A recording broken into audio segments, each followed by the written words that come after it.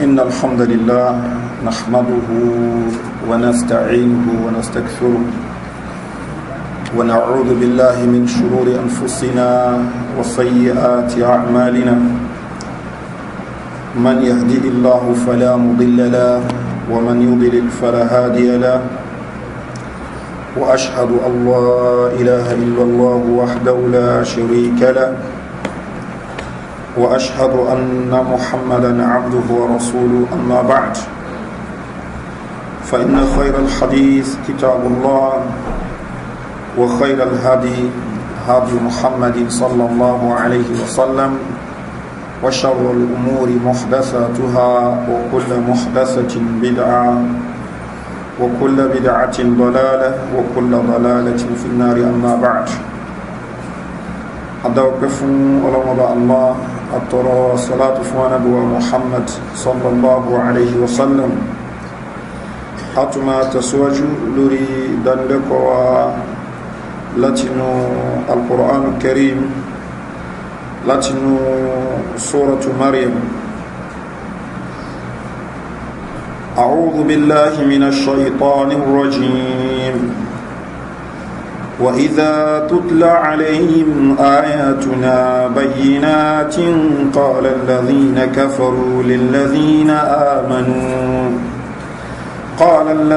كفروا للذين آمنوا أي الفريقين خير مقاما وأحسن نديا وكم أهلكنا قبلهم من قرن هم أحسن أثاثا ورئيا كل من كان في الضلالة فليمدد له الرحمن مدا حتى إذا رأوا ما يوعدون إما العذاب وإما الساعة فسيعلمون من هو شر مكانا وأضعف جندا الله سبحانه وتعالى وإذا تتلى عليهم آياتنا بينات ìgbà tí wọ́n bá ń ka fún wọn àwọn àyà wọlọ́wọ́ bá tún ṣe àyà al-Qur'an al-Karim bayyinatin ní nǹkan tó kílẹ̀ tí ó sí ìrújú ń bẹ́ qala alladhina kafaru àwọn tán ṣe kèfèrí pẹ̀lú ọlọ́wọ́ bá wọn ma sọ báyìí fún lilladhina amanu àwọn tí wọ́n gba ọlọ́wọ́ bá gbọ́ àwọn tí wọ́n ní ìmánì nínú ọlọ́wọ́ bá ipe ayul fariqayn khayrun maqaman wa ahsanu nadiya nínú àwa àtẹ̀yìn talẹni tó ṣe wípé ó nípò jù láwùjọ nínú àwa àti ẹ̀yin talẹni tó ṣe wípé ó ní àwọn klọ́ọ̀bù tó dájú tó ń bá rìn eléyìí ni ìṣesí gbogbo àwọn tí wọ́n bá jẹ́ kéfèrí pẹ̀lú Ọlọ́hun Ọba tí wọ́n nígbàgbọ́ nínú Ọlọ́hun Ọba subhanahu wa ta'ala wọn a máa fojú kéré àwọn tí wọ́n bá gbọ́ Ọlọ́hun Ọba gbọ́ gẹ́gẹ́ bí a ṣe ṣàlàyé fúnra wa ní ọ̀sẹ̀ tí ó kọjá ìpè Ọlọ́hun Ọba ní wa idha marru bihim yataghamazun tán bá kọjá lọ́dọ̀ àwọn tó ṣe wípé wọ́n gbọ́ Ọlọ́hun Ọba gbọ́ yataghamazun wọ́n máa fúnra wọn lójú wa idha inqalabu ila ahlihim inqalabu fakihin tán bá dẹ̀ dáárín àwọn èèyàn wọn tán bá débi klọ́ọ̀bù wọn ìǹkálàbù fàkìhí wọn ó padà síbẹ̀ lẹ́ni tó ń fi àwọn olùgbàgbọ́ òdodo ṣe yẹ̀yẹ́ ọ̀rọ̀ tí wọ́n máa mú sọ òun náà ni bí wọ́n ṣe máa fi àwọn tí wọ́n dúró déédé ṣe yẹ̀yẹ́ eléyìí ni ìṣe sí àwọn tí wọ́n jẹ́ kéfèrí nínú Ọlọ́hun Ọba subhanahu wa ta'ala ìgbà míì náà ẹlòmíì tó ṣe pé ọ̀rọ̀ ẹ̀sìn òye tó náà pé rẹ̀ ní mùsùlùmí nǹkan tóun náà máa mú ṣe lélẹ́yìí ẹni tó ṣe wípé dúró déédé lórí tí Ọlọ́hun Ọba sọ tó ṣe wípé orí qala Allahu ìtọ́lọ́hun Ọba sọ ní qala Rasul ìtí òjíṣẹ́ sọ ní orí tó dúró déédé lórí ní ẹni tí ò ní kan ṣe nú ẹ̀sìn tóun náà ń pèrè mùsùlùmí yóò mú nínú ìwà àwọn tí wọ́n jẹ́ kèfèrí òun ló máa wù níwá òun ló máa fi wọ́n ṣe ẹ̀yẹ́ nípa wípé ìgbà tó rí tó ti sọ pé ó dúró déédé wọn náà ò rí bó ṣe rí ìwọ náà ò rí pé àjù ẹ lọ láwùjọ ìwọ náà ò rí irú gbádùn tá ń gbádùn torí pé nǹkan tó ṣe wípé a sábà máa ṣẹlẹ̀ bẹ́ẹ̀ ni òun ni pé ẹni tó ṣe ipò bá dúró déédé ó lè mọ́ ní nǹkan lọ́wọ́ ẹni tí ó dẹ̀ dúó déédéé òun lè ní nǹkan lọ́wọ́ nǹkan tó ní lọ́wọ́ yẹn yóò máa wò pé orí lọ́wọ́ bá ṣe fóun bẹ́ẹ̀ ni kò ń ṣe nǹkan tí ó yẹ kó kàkún orí in tó yẹ kó kàkún òun náà ni tí a ń pè ní alistidraj bí ìgbà tó ṣe pé ọlọ́wọ́ bá ó ń de àwọn nǹkan wọ̀nyẹn sí nítorí kó lè bá a lékún ní ẹ̀ṣẹ̀ kó lè bá a lékún ní àánú bọ́lọ́wọ́ bá ṣe máa ń ṣe ní àmọ́ yáyà al-Qur'an ló fi eléyìí rinlẹ̀ ọlọ́wọ́ bá subhanahu wa ta'ala ó ń sọ nínú al-Qur'an al-Karim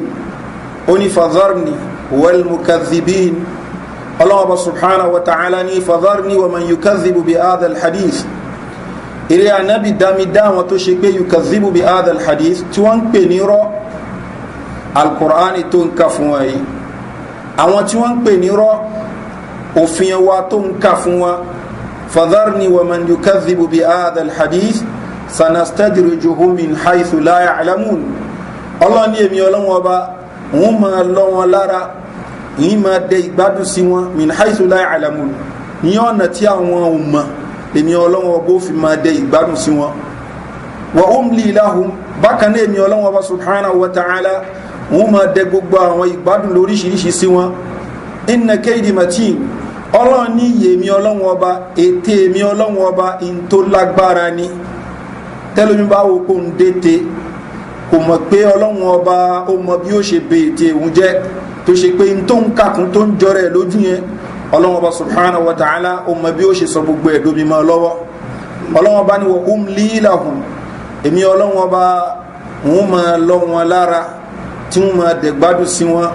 inna kaydi matin ètè èmi Ọlọ́hun Ọba nǹkan tó yí ni nǹkan tó le koko eléyìí ni tí a nábì wa Muhammad sallallahu alaihi wasallam tó fi sọ ipé inna Allaha la yumli lidh-dhalim Ọlọ́hun Ọba o ma ń lọ alábòsí lára láti sẹni tí ó dúó déédé lórí ọ̀rọ̀ ẹ̀sìn àbẹ́ni tó jẹ́ kèfèrí tó ṣe pé òfin Ọlọ́hun Ọba kò ní kàkún fún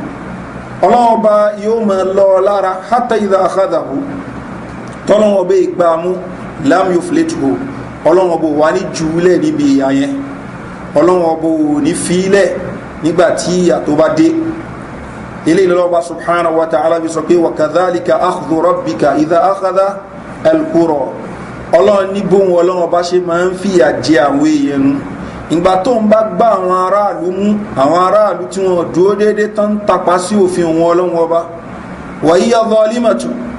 nígbàtí àwọn ìlú yìí tán bá ti ṣe àbòsí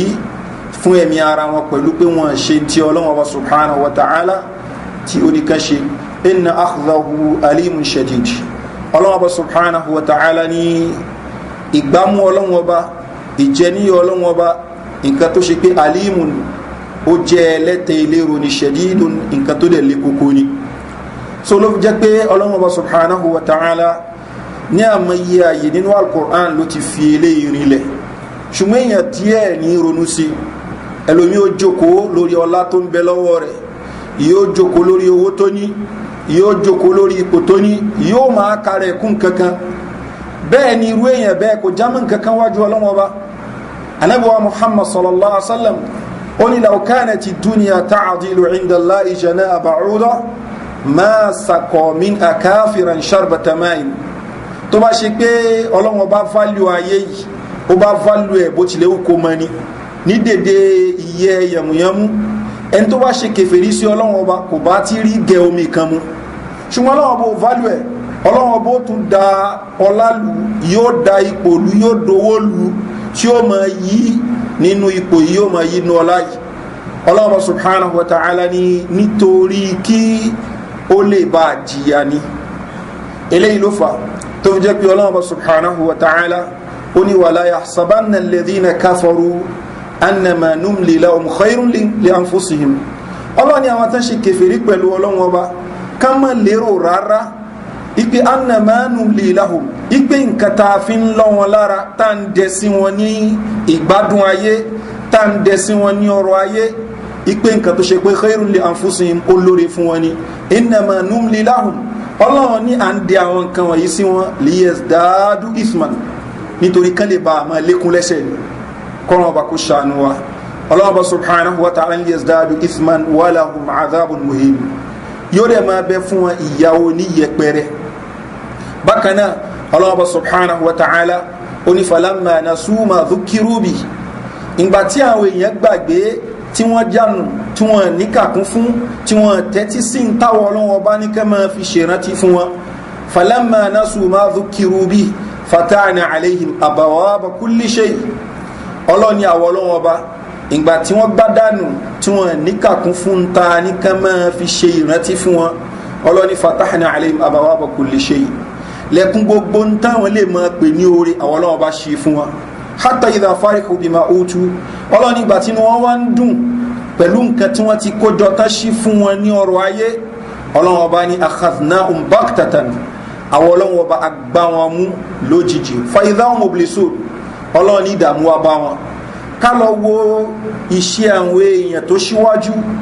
nínú àwọn tí wọ́n jẹ́ kèfèrí abáwọn tó ṣe pé wọ́n ń fi ọ̀rọ̀ ọlọ́wọ́ bá ṣe ẹ̀yẹ wọ́n máa fi àwọn olùgbàgbọ́ wọ́n máa fi wọ́n ṣe ẹ̀yẹ tá bá dúró déédéé ṣùgbọ́n olùgbàgbọ́ wọn ò gbọ́rọ̀ mi kan tiẹ̀ torí pé alukurani ń bẹ wájú rẹ̀ ó dẹ̀ clear sí torí pé tọ́lọ́wọ́ bá sọ ni pé tá a bá ń kà fún wọn ayat àwọn àmì ọlọ́wọ́ bá bayyinati ní nǹkan tó ṣe kó clear so ayọ̀ ọlọ́wọ́ bá àwọn ayọ̀ ọlọ́wọ́ bá àwọn àmì rẹ̀ àwọn òfin ọlọ́wọ́ bá nǹkan tó clear ni tí ò sí rújú ń bẹ àfẹ́ni tí ọlọ́wọ́ bá subhanahu wa ta'ala tó bá fẹ́ sọnù lókù so èèyàn tó ka alukur'an torí kà ń bẹ̀ wípé àgbọ̀rọ̀ ṣẹbọ pẹ̀lú ọlọ́run orí kà ń bẹ̀ wípé àgbọ̀rọ̀ ṣe zina orí kà ń bẹ̀ pa àgbọ̀rọ̀ mutí orí kà ń bẹ̀ ipá àgbọ̀rọ̀ gbàrìbá orí kà ń bẹ̀ wípé àgbọ̀rọ̀ ṣàbòsí gbogbo àwọn nǹkan wọ̀nyí ló kúnnú alukur'an karim ṣùgbọ́n àwọn kan tá à ń sọ yìí àfáà tó bá fi ń ṣe wáàsí fún àwọn èèyàn ó mú lọ́ta ni àfáà tó bá ń pèpè sí àwọn nǹkan ranù àfáà tí orí nǹkan tó burú bí pé kálá ń gba rìbá àfáà tí orí nǹkan tó burú bí kálá ń tọ́tí àfáà tí orí nǹkan tó burú bí pé kí ni kálá ń lọ sóde ọtí àti bẹ́ẹ̀ bẹ́ẹ̀ lọ àfáà yìí láfáà lọ́dọ̀ àwọn aláìní kan ṣe ṣùgbọ́n ẹni tí ọ̀rọ̀ bá yé yóò mọ̀ wípé òfin ọlọ́wọ́ ọba yìí tó clear ni wa idha tutla alayhim ayatuna bayyinatin ọlọ́run tán bá ń ka áyàwó ọlọ́wọ́ ọba fún wọn ní nǹkan tó clear tí ò sí rújú ń bẹ́ẹ̀ gbàtọ́lọ́wọ́ bá sọ fún wa pé innamal khamru wal maisiru wal ansabu wal azlam ọlọ́wọ́ ní ọtí bákanáà wal maisiru tẹ́tẹ́ wal ansabu wal azlam òṣàtàwé èèyàn bọ́ ọlọ́wọ́ bá ní rísùn min amali shaitan ẹ̀gbin ní iṣẹ́ èṣù ní fashtanibuhu ẹ̀jìnà sí la'allakum turhamun nítorí la'allakum tuflihun nítorí kẹ́lẹ́ bá jírí إنما يريد الشيطان أن يوقع بينكم العداوة الله ني شيطان أفدو تعالى لعنيني إنما يريد الشيطان أن يوقع بينكم العداوة والبغضاء في الخمر والميسر أفدو تعالى سيني لعنيني بيوتي أتي بتتة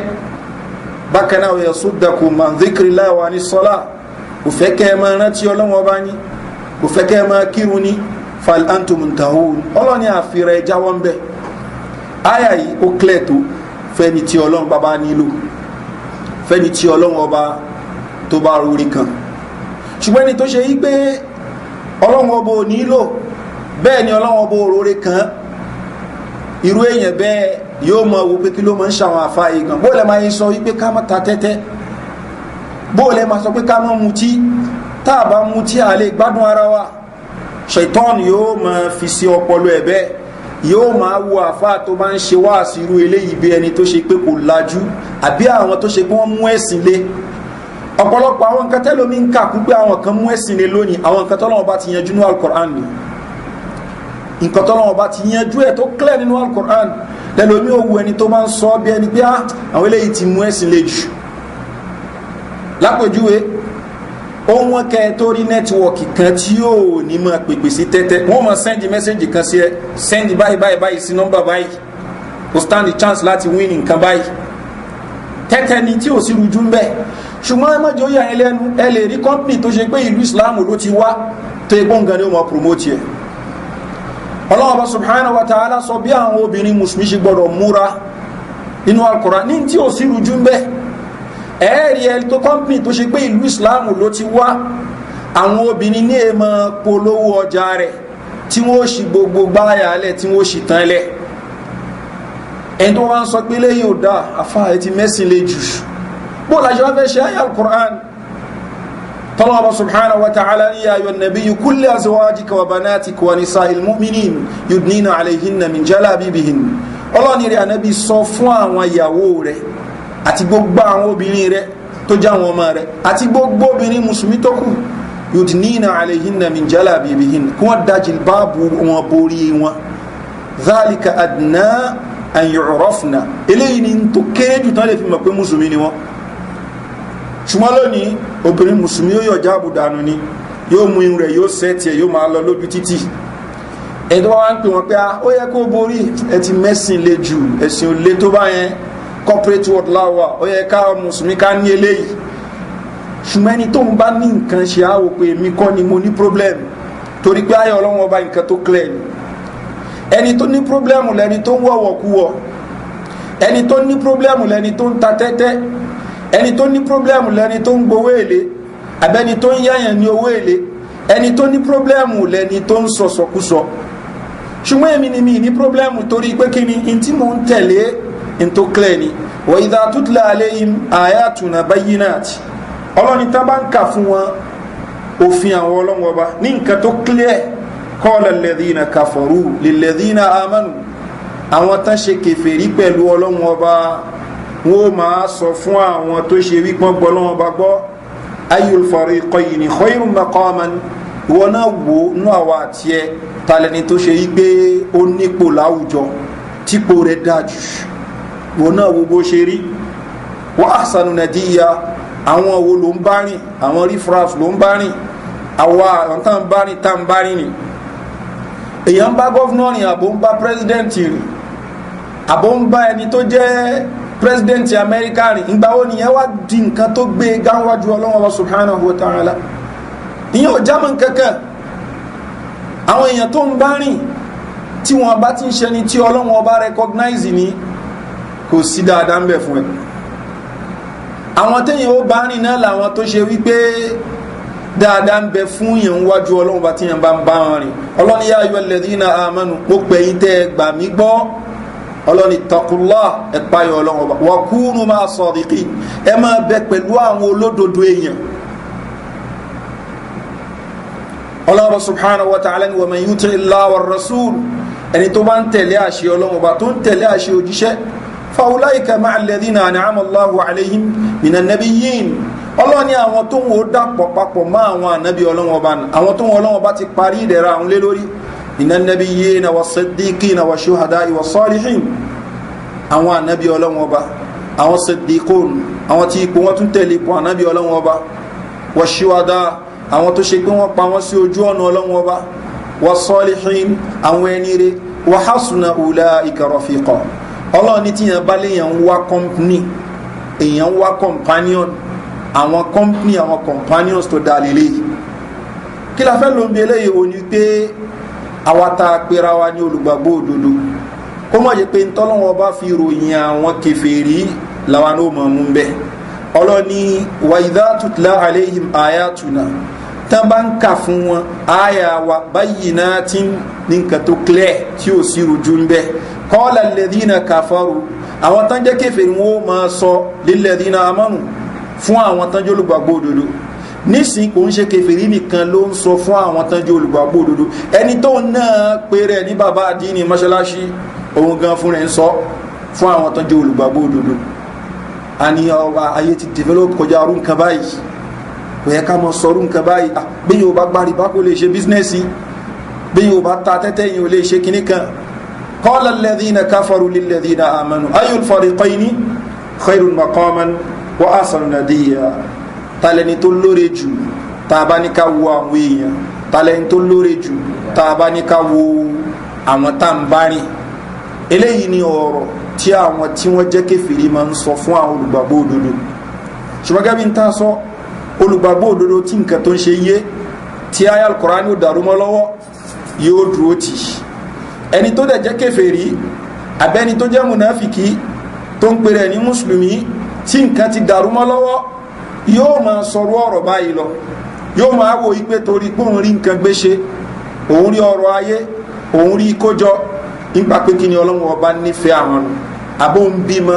òjò túmọ̀ sí pé ọlọ́run ọba nífẹ̀ẹ́ òun ọlọ́run ọba subhanahu wa ta'ala ni wa ma amwalukum wala auladukum billati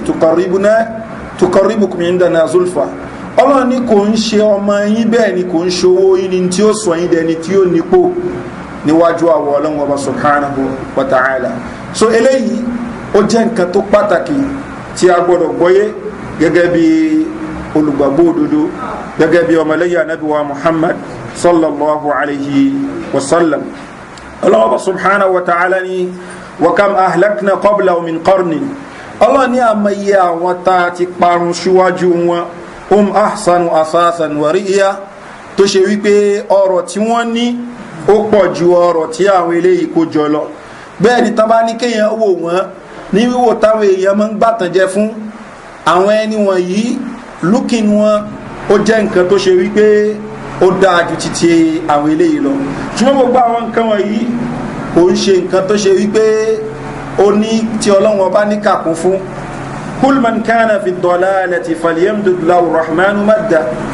ọlọ́ni rẹ̀ Muhammad sọ fún wọn ipe gbogbo ẹni tó bá ń bẹnu àánú falyamdud lahu rahmanu madda ọlọ́run ọba arrahman yóò máa lékún ní àánú rẹ̀ náà ni gbogbo ẹni tó bá ń bẹ lórí àánú tí ó ṣe tán àti yí padà ọlọ́run ọba ó máa lékún ní àánú ni eléyìí ni ta gbàlérò pẹ̀lú pé ọlọ́run ọba yóò máa lọ́ wọn lára títí àánú rẹ̀ pọ̀ Firaun ó ń bẹ lórí àánú ọlọ́run ọba dẹ̀ lékún lórí àánú rẹ̀ torí pé kò ṣe ìṣe ẹni tó fẹ́ gbà wá sí àtakò ló ń ṣe fún anabi Musa alayhi salatu wassalam ó dẹ̀ ṣe àtakò yìí títí ìpàdé ọlọ́run ọba tí ọlọ́run ọba fi yẹpẹrẹ rẹ̀ bẹ́ẹ̀ náà ni gbogbo ẹni tó bá jẹ́ alátakò fún àwọn anabi ọlọ́run ọba àti bọ̀tán wéyàn bẹ́ẹ̀ ò ní dá láyé ń bí ní àbí ní alkiyama sọlọ́wọ́ bá subhanahu wa ta'ala ni falyamdud lahu rahmanu madda irú èyàn bẹ́ẹ̀ ọlọ́wọ́ bá rahman yóò máa fún lókun ni hatta idha ra'u ma yu'adun títí tí wọ́n èrí tí ọlọ́wọ́ bá subhanahu wa ta'ala tí ó promise wọn ní ìyà imma al-adhab ìsìlẹ̀ àkọlọ́wọ́ bá jẹ wọ́n níyà láyé ń bí wa imma as-sa'ata àbí kó ṣe wípé ọlọ́wọ́ ọba yóò pa wọ́n run tó ṣe wípé alkiyamu ó ṣẹlẹ̀ fasọ̀yá alamuna man wa sharru makanan wa ada'afu junda ìgbà ẹni wọ́n mọ̀ ní ti mímọ̀ òdodo ẹni tó ṣe wípé òun ni ó wọ́ sí ní ipò ẹni tó ń rẹ̀ pé nítorí pé òun lówó lọ́wọ́ ó ń rẹ̀ nítorí pé òun ní ọrọ̀ ó wo pé òun lò nípò tó dá tó bá di jọ́ǹgbẹ̀ndẹ̀ alkiyama tó bá rí ìyà yóò mẹ́ni tó wọ́ sí ṣé àwọn tó ń fi ṣe ẹ̀yẹ́ náà wọ́ sí nípò ní abóhun wàhálà àfujúndan tálọ́mọ ogun rẹ̀ lẹ́jù yóò mọ̀ bóyá ṣóhun tó ń bá àwọn tán lórúkọ nílùú tó ń bá wọn ṣe mítìrì ni tó ń yànmọ̀ pẹ̀lú wọn àwọn lẹ́jù ní ọmọ ogun ni àbí àwọn mùsùlùmí tó ń wò pé àwọn refraps ni wọ́n torí wọn dúró déédé ọlọ́ni ìgbà yẹn ni tí ó clear sí wọn wa yazidullahu alladhina ihtadaw huda ọlọ́ni àwọn tí wọ́n gbọ́ lọ́wọ́ ọba gbọ́ tí wọ́n dẹ̀ mọ̀nà ọlọ́run ó lé wọn kún ní àánú walbaqiyatu salihatu khairun inda rabbika thawaban wa khairu maradda ọlọ́run ní ṣùgbọ́n tí ó ṣẹ́kù tó jẹ́ iṣẹ́ dáadáa òun náà ni tó lóore níwájú ọlọ́run ọba subhanahu wa ta'ala ní ẹ̀san wa khairu maradda bákan náà òun nìkan tó lóore ní nǹkan tí yẹn máa sọ wípé yẹn lọ dé bá ááyà yìí àwọn tó fi ń rinlẹ̀ fún wa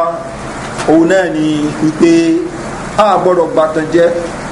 pẹ̀lú ọ̀rọ̀ tọ́lọ́wọ́n bá fún àwọn tí wọ́n ṣe tiẹ̀ ọlọ́wọ́n bá jẹ́ ká mọ̀ pé òun fi ń lọ́ wọn lára ni ọlọ́wọ́n bá jẹ́ ká mọ̀ wípé kí ni òun fún wọn nítorí kán lè bá a lékún lẹ́ṣẹ̀ ni ìwọ tó o bá ní ọ̀rọ̀ tó lè rẹ́sìn rẹ ṣe mọ̀ dúpẹ́ fún ọlọ́wọ́n bá gẹ́gẹ́ bá a sọ fún wa lọ́sẹ̀ tó kọjá ọlọ́wọ́n bá dẹ̀ ni a máa pàápọ̀ fẹ́ lómi yóò ní ọrọ̀ yóò dẹ̀ tún ní ẹ̀sìn náà yóò rí ayé yóò dẹ̀ tún rí alkiyama náà eléyìí ni tó dáa jùlọ ṣùgbọ́n tó bá ní kéèyàn mú kan nu wípé kéèyàn lọ́rọ̀ kó mọ́ lẹ́sìn ẹni tó bá jó ní làákàyè yóò prefer kó ní ẹ̀sìn ju pé kó ní ọrọ̀ kó mọ́ ní ẹ̀sìn lọ. Kó ní ẹ̀sìn kó mọ́ ní ọrọ̀ ó yá ju kó ní ọrọ̀ kó mọ́ ní ẹ̀sìn lọ. Ṣùgbọ́n tọ́lọ́ bá pa méjì papọ̀ fún ẹrú rẹ̀ láyé bí eléyìí ni nǹkan tó fi dáa jùlọ. So eléyìí nǹkan tó pàtàkì púpọ̀ ni ká má wo ẹni tó ní lọ́wọ́ ipe ẹni yìí ọlọ́run ọba ti ṣàpọ́nlé rẹ̀, ọlọ́run ọba ò ṣe àpọ́nlé mi, ọlọ́run ọba subhanahu wa ta'ala yẹ̀yẹ́ mi nítorí pé mi rọ́rọ̀ kójọ àbí nítorí pé mi ìbímọ láyé rárá. ọlọ́ni wa ma amwalukum wala auladukum billati tuqarribuna indana zulfa, kò ń ṣọ̀rọ̀ tẹ́ kójọ, bẹ́ẹ̀ ni kò ń ṣe dúkìá tẹ́ kójọ, kò ń ṣe ọmọ tẹ́ bíjọ lẹ́ẹ̀fi ní ipò wájú àwọn ọlọ́run ọba, àyàfi ẹni tó ṣe wípé ó bá gbọ́ ọlọ́run ọba gbọ́ wọ́n dẹ̀ ṣiṣẹ́ dáadáa nìkan ló kù. ṣùgbọ́n mo kàn bímọ jọ lágbájá ò bímọ torí náà wàá súnmọ́ ọlọ́run ọba jùlọ, mo ní ọrọ̀ lágbájá ò lọ́rọ̀ mo súnmọ́ ọlọ́run ọba jùlọ, èyí ń kọ́ ní yastik níwájú ọlọ́run ọba. ọrọ̀ ń ṣe nǹkan tán fi ń wọn ìsúnmọ́ ọlọ́run ọba, nǹkan fi ń wọn ìsúnmọ́ ọlọ́run ọba òun ni ìdúró ti ṣe mọ́ṣe ọlọ́run ọba subhanahu wa ta'ala. nítorí ọlọ́run ọba ní ó ṣe bó o bá ṣe ṣe é sí pẹ̀lú sincerity òun ni ó fi jẹ́ ẹni tó súnmọ́ ọlọ́run ọba jù. nítorí ọlọ́run ọba ní ó jìnà sí bó o ṣe jìnà sí àwọn nǹkan yẹn pẹ̀lú sincerity òun ni ìsúnmọ́ ọlọ́run ọba dúró lé lórí. ló ń jẹ́ pé Al-Qur'an Karim in tó clear ni bẹ́ẹ̀ni kọ̀ọ̀kan wa náà bá mú bàbá ń ka táǹkà ìtumọ̀ rẹ̀ ẹ̀sìn ó yé wa. ọ̀pọ̀lọpọ̀ àwọn nǹkan tó ṣe ń gbé àwọn èèyàn tí wọ́n ń bára wọn sọ̀rọ̀ lé lórí àwọn nǹkan tẹ́sìn ti yanjú lọ́pọ̀lọpọ̀ rẹ̀. tábà gbogbo àwọn àpèjúwe tá a mú wáyé ìtàn fi wọ ẹlòmínà lákatakítí òun náà làwọn nǹkan tó wà registered nínú Al-Qur'an Karim. àwọn nǹkan yòókù ni àwọn minor things ni wọ́n tó ṣe pé bí Ànábì sallallahu alaihi wasallam ó ṣàlàyé àwọn nǹkan wọ̀nyẹn. ṣùgbọ́n àwọn nǹkan tó ń bẹnu Al-Qur'an nǹkan tó clear ni, ọ̀rọ̀ ẹbọ ṣíṣe ni ó clear nínú Al-Qur'an. lónìí ẹlòmí ìpèrè mùsùlùmí kò sí tí ò lè bá wọn participate nínú ẹ̀ nínú nǹkan ẹbọ tó ń ṣe.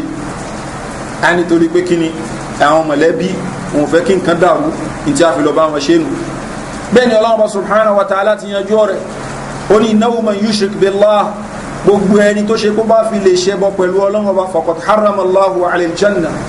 Ọlọ́run ní aljanna ó ti ṣe léèwọ̀ fún. àyà tó clear ni. bákan náà ìjọsìn wa bá ṣe máa ṣe nìyí ẹ jẹ́ ká tún ṣe báyìí Ọlọ́run bá ti yanjú yẹn náà. Ọlọ́run ní al-yawma akmaltu lakum dinakum, ìtẹ́ ṣe lẹ́sìn mo ti pé fún yín. so ìta fẹ́ ṣe lẹ́sìn ó ń bẹ nínú Al-Qur'an Karim, ó dẹ̀ ń bẹ nínú àlàyé Ànábì Muhammad sallallahu alaihi wasallam. ìta bá ń ṣe lẹ́sìn tí a bá ti rí ẹ̀rí fún ipe Ànábì sallallahu alaihi wasallam ṣe àbóníká ṣe kò ń ṣàrẹ̀ sí wa ìtọ́ ti clear ni. so ọ̀pọ̀lọpọ̀ àwọn nǹkan táwọn èèyàn tán takora wọn lé lórí ọ̀pọ̀lọpọ̀ àwọn nǹkan tí ẹ̀sìn ti yanjú ni, tí Al-Qur'an ti yanjú, tí Ànábì Muhammad sallallahu alaihi wasallam tó ti yanjú. ṣùgbọ́n ẹni tó bá jẹ́ ni tó dúró déédéé tó rẹ̀ jẹ́ mùsùlùmí òdodo, irú èèyàn bẹ́ẹ̀ nǹkan tí ó ṣe òun náà ni wípé yóò dúró tí ń tọ́lọ́ ọba subhanahu wa ta'ala tí ó sọ, yóò dúró tí ń tí Ànábì Muhammad sallallahu alaihi wasallam tó sọ. Allah ọba subhanahu wa ta'ala ni afaraita alladhi kafara bi ayatina, ọlọ́ni rẹ̀ ànábì ṣóòrẹ́ ni tó ṣe kèfèrí pẹ̀lú òfin àwọn ọlọ́wọ́ ọba. wa qala la utayanna malan wa walada, ó ní bọ́lọ́wọ́ bá ṣe fún wa lówó láyé ń bí bẹ́ẹ̀ náà ni ó ṣe tún fún wa lówó lálìkìyàmà, tó bá ṣe pálìkìyàmà ń bẹ o kò kọ́kọ́ nígbàgbọ́ nínú pálìkìyàmà ń bẹ náà. ṣùgbọ́n ká tiẹ̀ sọ yí gbókè àwa sí lẹ́bù nǹkan tí mùrẹ́ Muhammad sọ bá a ṣe rọ́rọ̀ láyé ń bí agbọ̀rọ̀ rí ọ̀rọ̀ jọ́gbìn dàlìkìyàmà náà, torí pé àwa ló dáa fún láyé bí báyìí, ẹni tó bá dẹ̀ dáa fún láyé bí ló gbọ́dọ̀ dáa fún ní alkiyama. káwọ analogy tí wọ́n èyẹ bẹ́ẹ̀ ṣe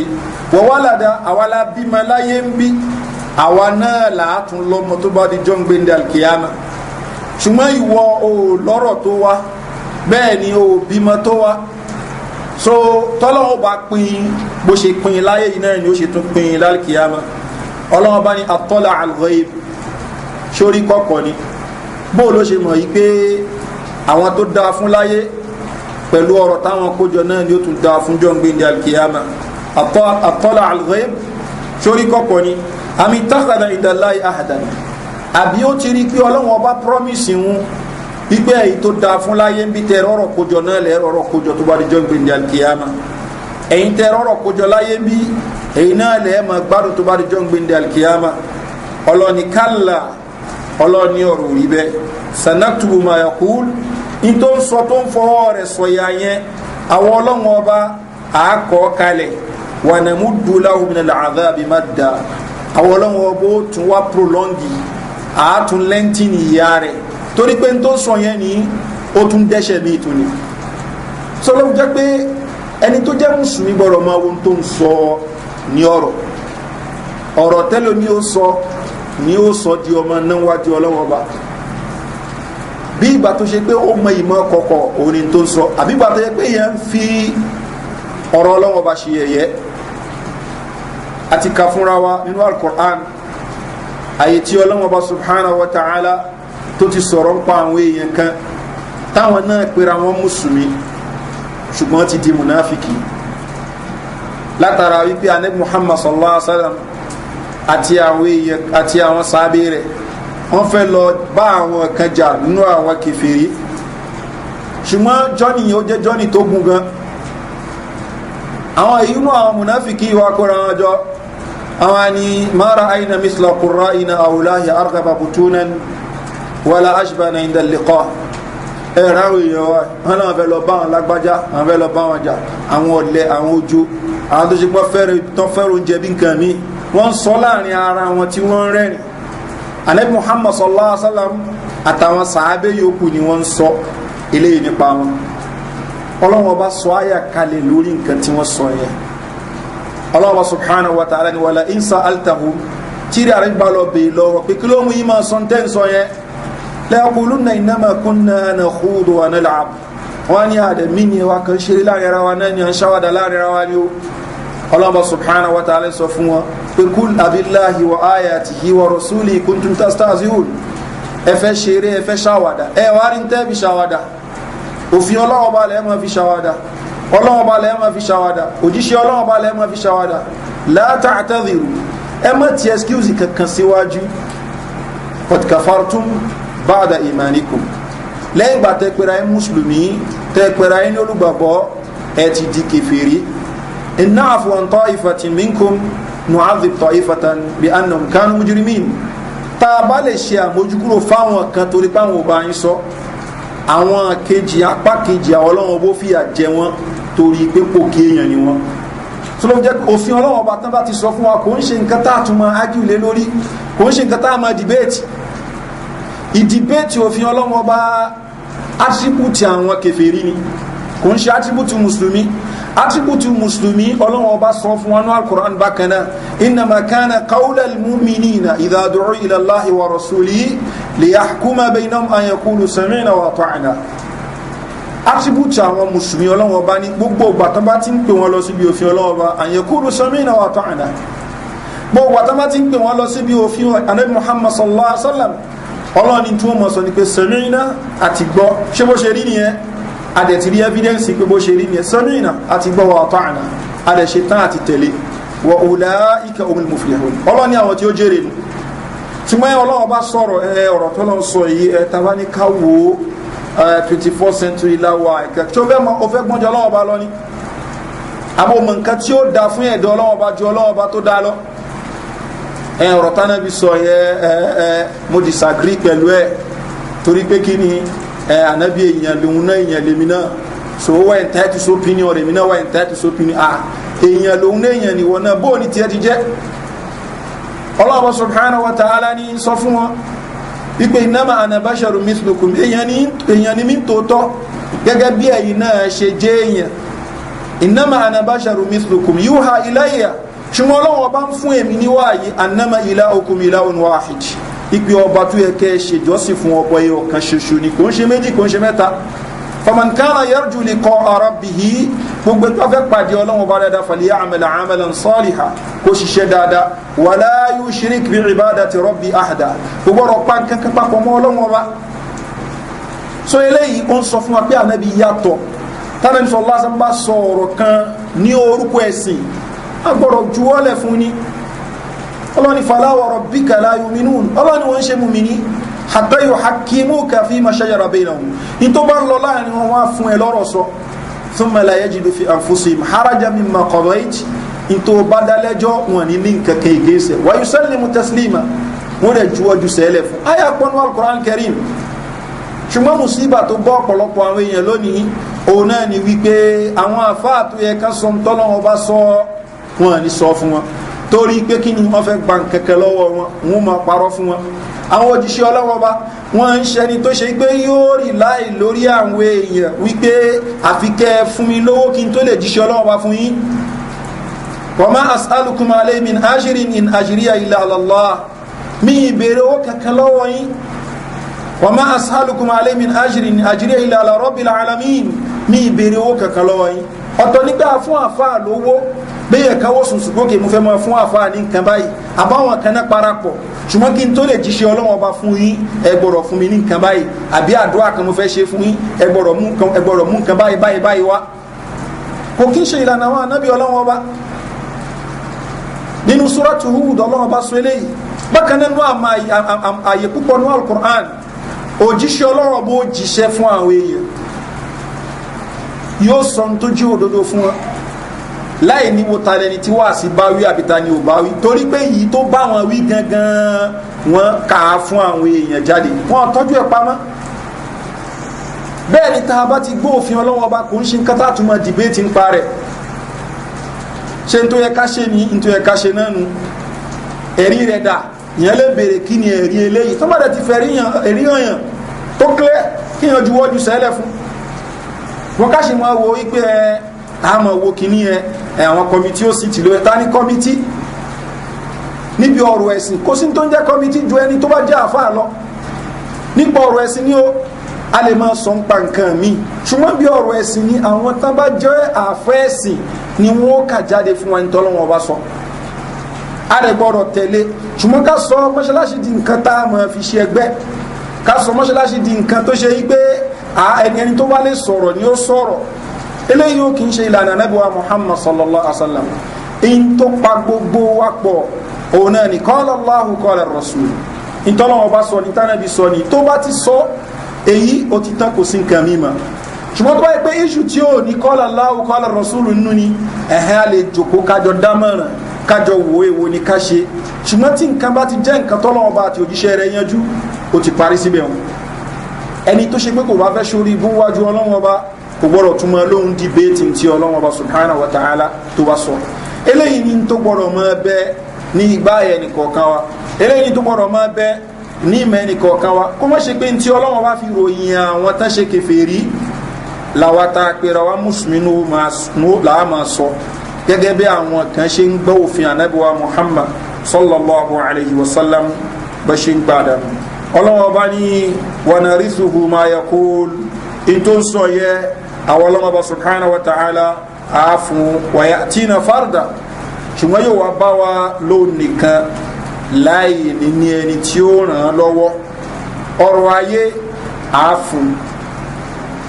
ọrọ̀ ayé ni ẹni tó bá tún bẹ ní èròǹgbọ́ Ọlọ́hun Ọba láti fún ní fún kò sí garanti ẹ lómi kèfèrí ni ó rẹ̀ tó ṣì káàkiri náà ni kò síbi tí ó dé in tó ń wá ọwọ́ rẹ̀ ò ní tó ṣùgbọ́n ẹlòmí mùsùlùmí ni Ọlọ́hun bó dẹ̀ máa bù yóò máa bùkún bó bá náwọ́ sí nǹkan báyìí nǹkan yìí ó dẹ̀ máa rí bó ṣe fẹ́ nípa ọ̀rọ̀ ayé náà ni Ànábì wa Muhammad sallallahu alaihi wasallam ó ní arákùnrin kan tí wọ́n ń pè ní Urwa al-Bariqi òjíṣẹ́ Ọlọ́hun bá ní kó lọ bá òun ra ẹran wa ó wá fún un ní dírámù 2 arákùnrin wa lọ ó ra ẹran yẹn ó ra ní dírámù kan ó dẹ̀ jẹ́ ẹran tó dáa ìgbà tó wá ń bọ̀ wá ó wá ta ẹran yẹn fún ẹlòmíì ní dírámù 2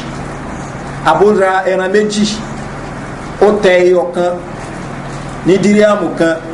ní dírámù 2 so ẹyọ kan ó tún wá sọ́rọ̀ Ànábì Muhammad sallallahu alaihi wasallam that is yẹta Ànábì sallallahu alaihi wasallam kó máa rẹran yẹn ó rí chípà jù bẹ́ẹ̀ lọ so n tó pàtí wà padà sí Medina ẹran tó rà ó mú wá bá Ànábì sallallahu alaihi wasallam pé ẹran tẹ́ ní ra ni ṣùgbọ́n ẹran yẹn ní mo rí ra dáadáa owó tí mo méjì mo rà mo wá ta kan bẹ́ẹ̀ owó ẹyọ kan yẹn ni ó wá kó dírámù méjì yẹn padà fún Ànábì sallallahu alaihi wasallam ó lè tún fún lẹ́rùn. Ànábì sallallahu alaihi wasallam wá ṣàdúrà fún ẹni yìí. Ibi táwọn lọ gangan ni wípé ẹni tó rìpọ́ọ̀tù hadith yìí wá ní ẹni ibi tí àdúrà Ànábì gbàlé lórí dé tó bá fi lè bu yẹ̀pẹ̀ pé òun fẹ́ ta ipò bu báyìí yóò rí àwọn èèyàn tí ó rà lọ́wọ́ ní owó tó pọ̀ ibi tí àlùbáríkà wọ gbogbo tó bá lóun ta dé ayé lẹ́ni yìí ti rí àwọn nǹkan dáadáa yìí eléyìí ó dìstọ́bù tí ó wá bá tó bá rí jọ́ngbé ní alkiyama ní nǹkan tí ó rí ìlàdánwájú ọlọ́wọ́n ọba bẹ́ẹ̀ lẹ́lòmí òun yóò ṣe kèfèrí pẹ̀lú ọlọ́wọ́n ọba subhanahu wa ta'ala kò wá sí nǹkan tí ó lè ṣe ní nǹkan aburú láti lè fi rí owó tọ́lọ́wọ́n bá ní kò ní rí náà kò ní rí torí pé kò sínú àkọọ́lẹ̀ ọlọ́wọ́n ọba pé yóò ní yóò rẹ̀ bá àwọn nǹkan jẹ́ gan lànàbọ̀ Muhammad sallallahu alaihi wa sallam tó fi sọ fún àwọn sahaba radwanullahi alaihim ó ní inna ruhal qudus nafatha fi ru'i Jibril ó sọ fún mi pé anna nafsan ẹ̀mí kan lan tamuta kò ní jáde láyé hatta tastakmila ajalaha wa tastaw'iba rizqaha àti kó ṣe pé àsìkò tó yẹ kí ẹ̀mí yìí lò yóò lò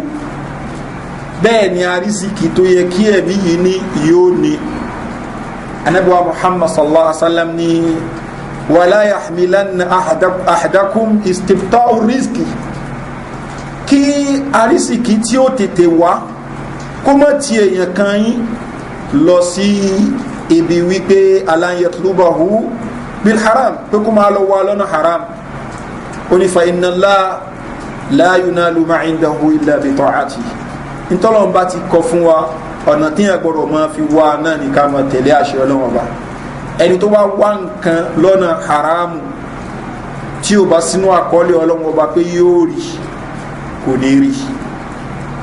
torí pé haramu kọ́ ní òní ká rí ntọ́lọ́run Ọba ti kọ́lẹ̀ fún wa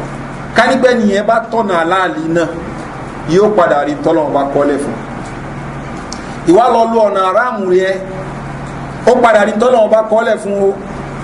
ṣùgbọ́n ìyá ipé ọ̀nà haramu ló fi wá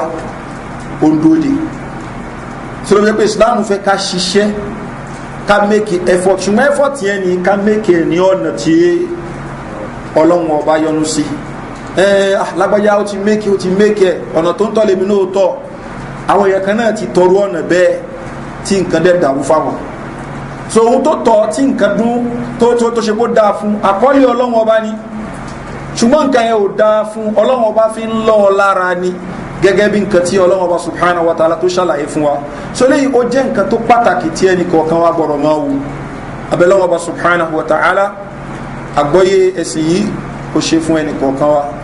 ẹ̀rù ẹlẹ́ṣẹ̀ ní gbogbo wa ibi tá a kù sí kọ́lọ́wọ́ Ọba kó ṣe àtúnṣe wa kó ṣe àforíjì ẹnì kọ̀ọ̀kan fún ẹnì kọ̀ọ̀kan wa náà wa sallallahu ala nabiyyina muhammadin wa alihi wa sahbihi ajma'in subhanaka allahumma bihamdik ashhadu an la ilaha illa anta astaghfiruka wa atubu ilayk